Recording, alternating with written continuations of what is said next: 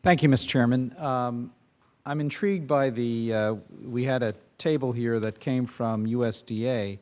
It suggests in 2011 that there were approximately 6 billion of purchases of sweetened beverages in 2011.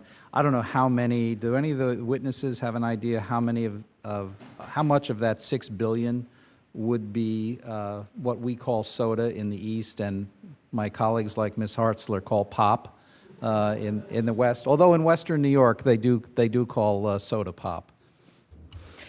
I believe it's a little more than half.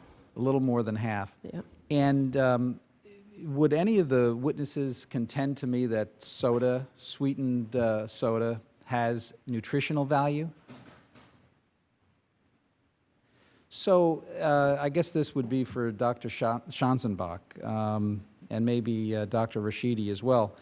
What would be the,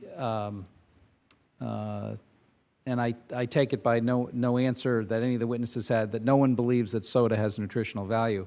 What would be the problem with our, especially if we're looking at more than $3 billion of taxpayer money going to buy something that no one, as far as I can tell, believes has nutritional value? What would be the issue in your mind of a carefully designed study by the USDA to actually analyze this question as to whether, if we had a restriction on certain sugared beverages, that it could result in altered buying habits and dietary consequences and nutritional consequences for the families, particularly the children who live in those households where that $3 billion of taxpayer money is spent to buy soda. So you're asking a researcher if we should have more research, Yeah. and the answer is, right, that's the first thing they teach you in grad school, is yes, I would welcome any sort of a demonstration program, but I would be quick to add that it needs to be high quality. And so in particular that includes it needs to be a real randomized controlled trial, and then it also needs to do a couple of other things. One, it needs to measure consumption, not just compliance, but how does this change what people consume? Because some of the research out there that maybe looks at the impact of soda taxes and other things like that show that, yeah, people substitute away from soda in sometimes, but what they replace it with isn't necessarily much better. Right. And so how many people do you think would be appropriate in such a study?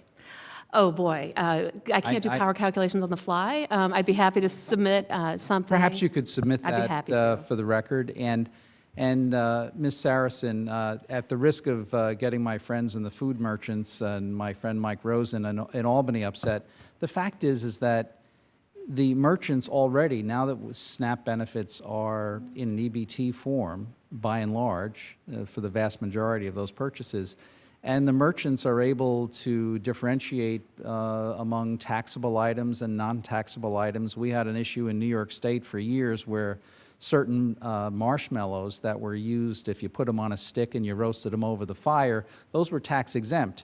But if you bought the small marshmallows, those were taxable. And this, I realize the administrative complexity argument, but it does seem to me that we're now at a point where we could be able to more readily differentiate, just as we do with tobacco and beer. You can't buy that with food stamps.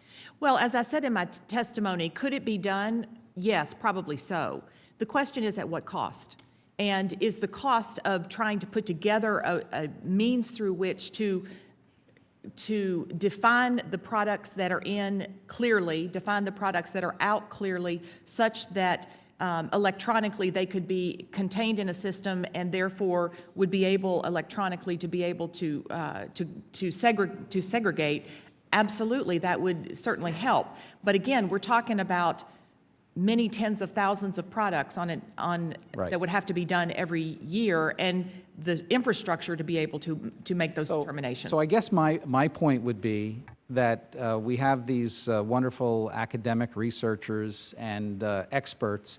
Perhaps we could design a study that was statistically valid and which considered the difficulty that the food merchants have, but also get to the core of the fact that, when we were kids, the only time we ever had soda or pop was when it was someone's birthday. And when I see $6 billion, perhaps $3 billion of taxpayer dollars being spent on soda, which has no nutritional value, in a program that's called Supplemental Nutrition Assistance, something is wrong. Thank you, Mr. Chairman. Gentleman's time